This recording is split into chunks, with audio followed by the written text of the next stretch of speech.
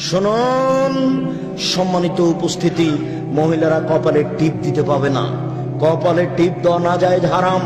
হিন্দু মেয়েদেরকে বিবাহ করার 10টি পদ্ধতি রয়েছে, তার একটি পদ্ধতি হচ্ছে রাক্ষসী বিবাহ। হিন্দু মেয়েদেরকে বিবাহ করার 10টি পদ্ধতি রয়েছে, তার একটি পদ্ধতি হচ্ছে রাক্ষসী বিবাহ। মেয়েটার বাপ বিবাহ দিবে না, ছেলে জোর করে বিবাহ করবে, তো কপালে টিপ দিতে পারলে বিবাহ হয়ে যাবে। কপালে টিপ দেওয়া প্রথা হিন্দুদের পক্ষ থেকে এসেছে, এই জন্য দেওয়া যাবে না।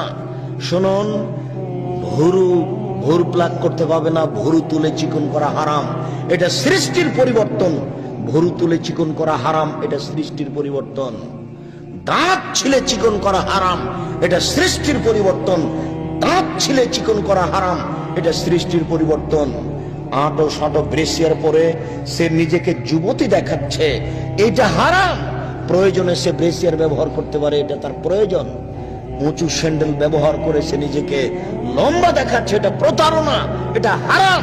সে তার প্রয়োজনে স্যান্ডেল ব্যবহার করবে, সেটা ভিন্ন কথা। সম্মানিত উপস্থিতি, বিষয়গুলি খুব খেয়াল করে থাকবেন। এখানে আরেকটি কথা বলছি, নখ যেন বড় না থাকে। দেখবেন আপনার মেয়ের বাম হাতের নখগুলি বড় আছে, ও ধর্মের দাম দেয় না।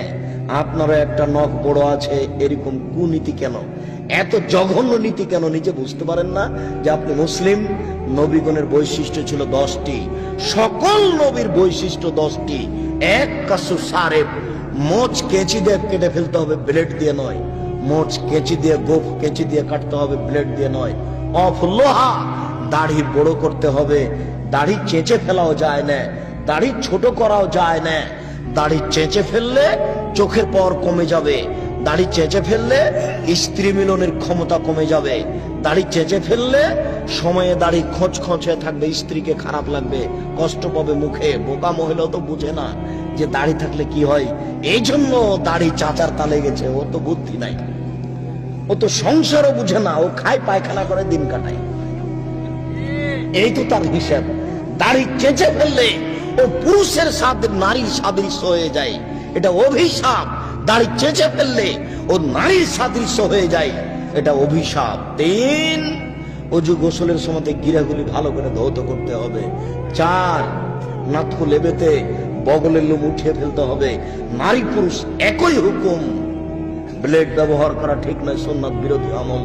আপনি ছাই ব্যবহার করে বগলের লোম উঠিয়ে ফেলার অভ্যাসী হন, নারী পুরুষ একই হুকুম। নিচের লোম পরিষ্কার করতে হবে, ঊর্ধ্বে টাইম 40 দিন।